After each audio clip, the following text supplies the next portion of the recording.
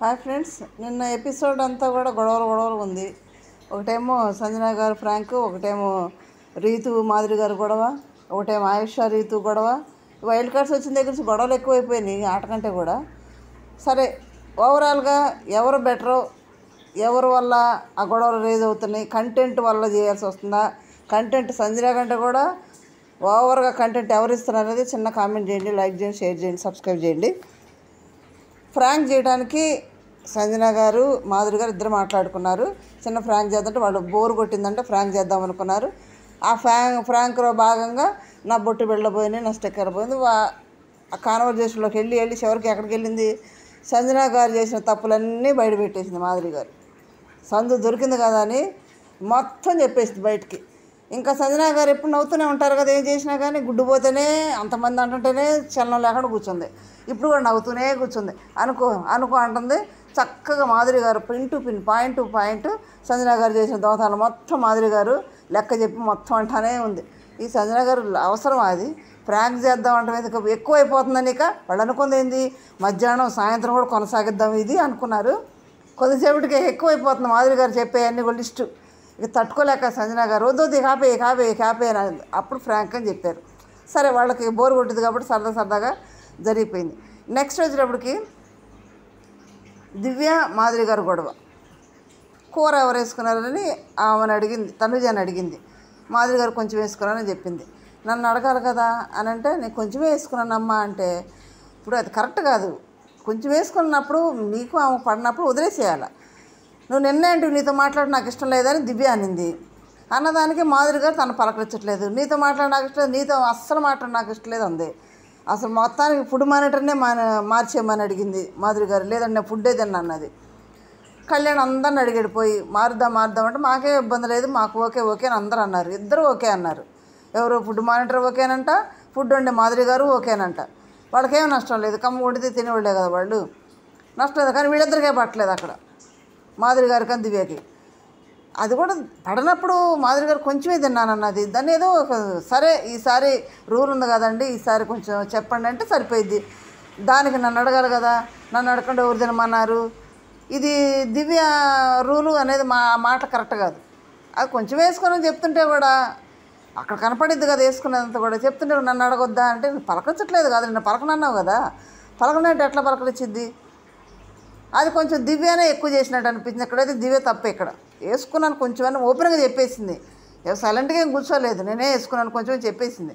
సైలెంట్గా కూర్చుంటే ఎవరు వేసుకున్నా పెద్ద గొల్ల పెట్టచ్చు.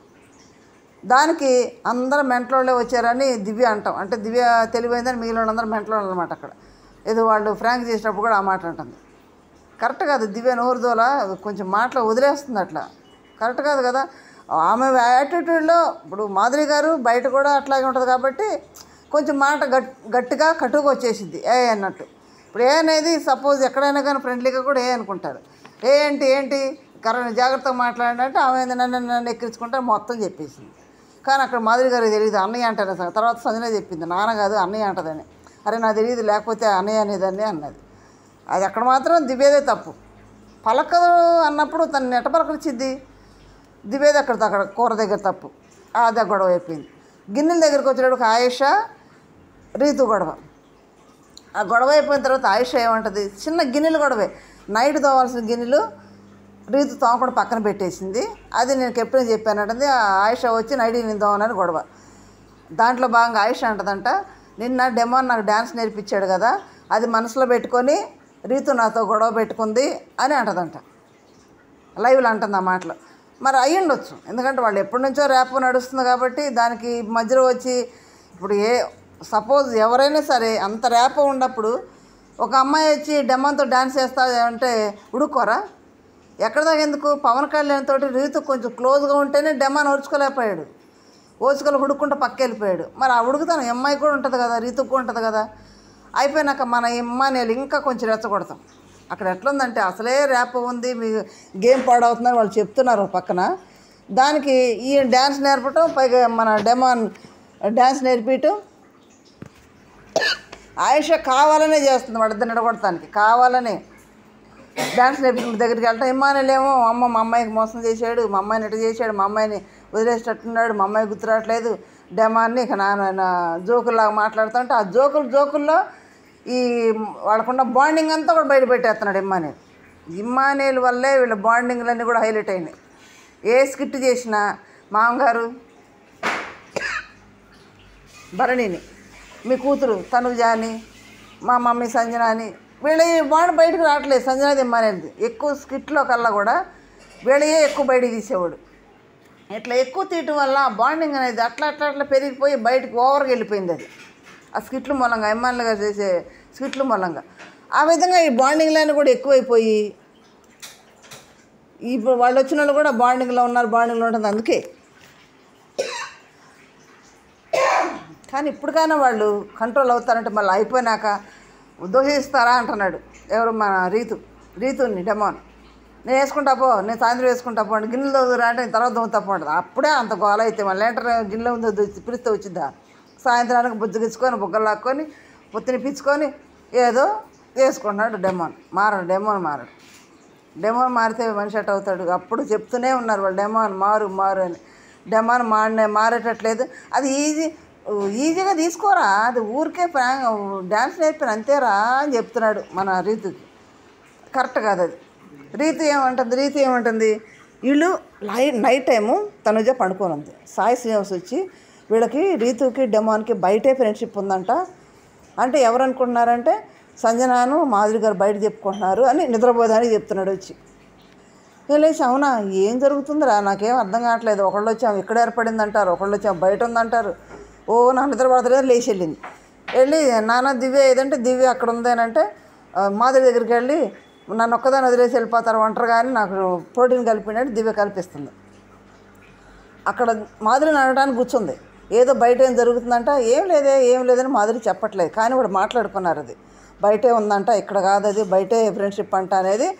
బయట ఫ్రెండ్షిప్ అనేది కరెక్ట్ కాదు అది. ఎందుకంటే డెమాను శ్రీజ బయట ఫ్రెండ్స్. ఎందుకంటే శ్రీజ కూడా బజ్జలో కూడా చెప్పింది ఇక్కడికి వచ్చినాకే వాడు ఫ్రెండ్షిప్ ఏర్పడింది కానీ హౌస్లో కానీ బయట లేదు. అది శ్రీజ కూడా, ఎందుకంటే శ్రీజ డెమాన్ బెస్ట్ ఫ్రెండ్స్ అంట బయట కూడా. అది ఇక్కడ ఏర్పాటు చేసుకున్నది. అది కూడా ఆ ట్రాక్ మొదలుపెట్టింది రీతు అంట. ట్రాక్ మొదలుపెట్టి రీతు ఉంది. 2 రోజులు అర్థం కాక డెమాన్ శ్రీజతో అన్నాడంట, ఏంది ఇట్లా చేస్తుంది, ఏంది నా వైపు ఇట్లా వస్తుంది, ఇట్లా చేస్తుంది ఏందని. డెమాన్కి అర్థం 2 days వరకు శ్రీజ అన్నట్టుగా అప్పుడు మళ్ళీ తన ట్రాక్ మొదలుపెట్టి చెప్తే అది బయట కాదు, అది ఇక్కడ కూడా ఉన్నమాట. వీళ్ళందరూ బయట చూసిన వాళ్ళందరూ వైల్డ్ కార్డ్స్, మామూలు వైల్డ్ కార్డు లేరబ్బా వాళ్ళ ఆలోచనలు. వాళ్ళు వీళ్ళని బాండింగ్స్ అని విడగొట్టేసి ఆ విడగొట్టే దాంట్లో వాళ్ళు ఒంటరిలో చేసేసి ఇప్పుడు ఎట్టుంది ఒకళ్ళొకళ్ళు విడిగా వెళ్ళిపోయారు అనుకో, దాన్ని మళ్ళీ వీళ్ళు గేమ్లో ఏమన్నా ఇది చేసుకుంటారేమో అన్నట్టు వాళ్ళు విడగొట్టేసినా కూడా వాళ్ళు విడిపోయి ఎవరికాళ్ళు ఉంటున్నా కూడా దేంట్లో పెట్టినా ఆ బాండింగే తీసుకొచ్చి పెడుతున్నారు ఈ వైల్డ్ కార్డ్స్. అదే మాట్లాడుకుంటున్నారు.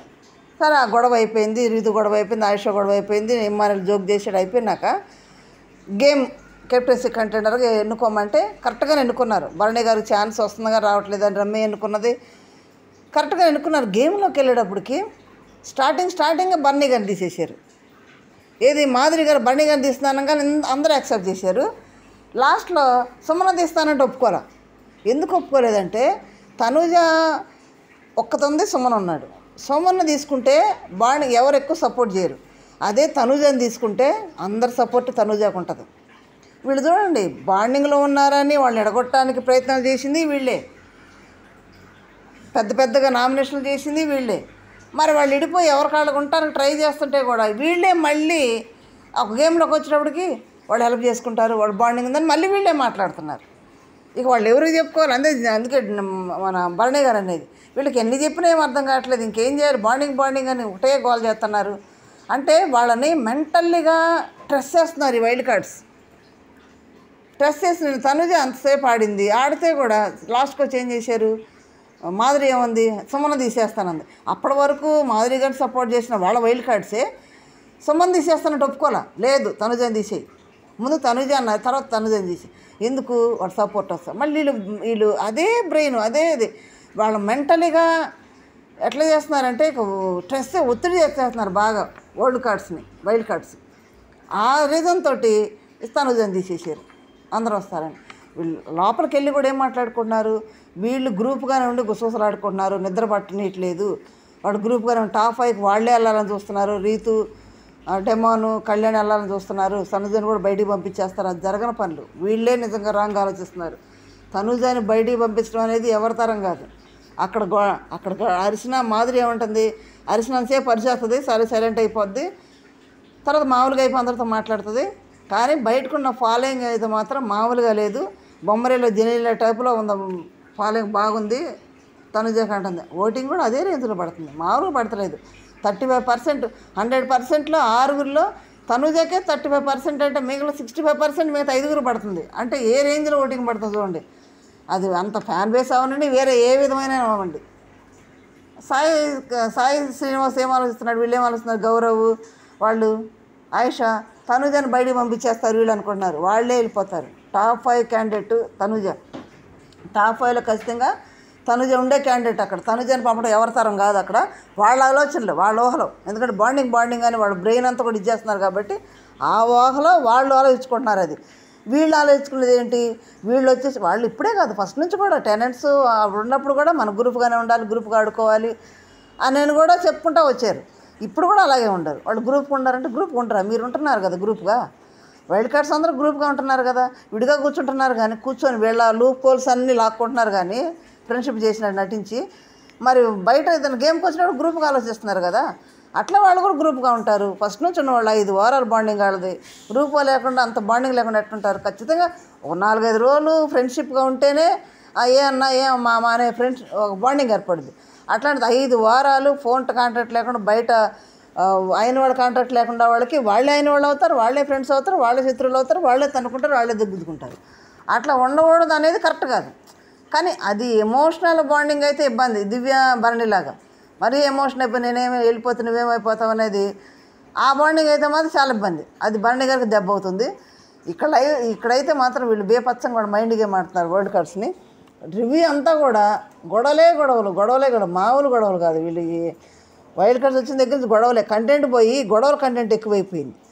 అయితే నిన్నైతే మాత్రం ఫస్ట్ గేమ్కు కెప్టెన్సీ కంటెండర్గా ఓల్డ్ కార్డ్స్ నుంచేమో సుమన్ శెట్టి నిలబడ్డాడు. వైల్డ్ కార్డ్స్ నుంచి వచ్చి 5గురు ఉన్నారు, మాధురి, గౌరవ్, ఆయిషా, సాయి శ్రీనివాస్, రమ్య, 5గురు ఉన్నారు. మరి నిఖిల్కి కూడా పవర్ ఉంది కదా, డైరెక్ట్ కంటెంట్ అవ్వచ్చు. ఎవరు అతను సపోర్ట్ చేయని వస్తున్నారు, డైరెక్ట్గా వెళ్ళిపోవచ్చు. అతను లాస్ట్కి వచ్చినప్పటికి ఇతను కూడా కాంపిటీషన్ అవుతాడు ఖచ్చితంగా. గౌరవ్కి ఇతనికి ఖచ్చితంగా పడుద్ది. ఇక వాళ్ళిద్దరు ఎవరు అవుతారనేది వాళ్ళే తెలుసుకోవాలి. నిఖిల్ అవుతాడా, గౌరవ్ అవుతాడా అనేది గేమ్ని బట్టి చూడాలి. ఇది ఓవరాల్గా బ్రీఫ్గా చెప్పుకున్నాం. మొత్తం చెప్పుకోవాలంటే మనకు టైం సరిపోదులే. మీరు ఎవరిని ఇష్టపడుతున్నారు, వీళ్ళలో మైండ్ గేమ్ ఆడుతున్నారా, వైల్డ్ గేమ్ కార్డ్స్, మరి వైల్డ్గా ఉన్నారు ఎలా ఉన్నది చిన్న కామెంట్ చేయండి, లైక్ చేయండి, షేర్ చేసి సబ్స్క్రైబ్ చేయండి. Thank you.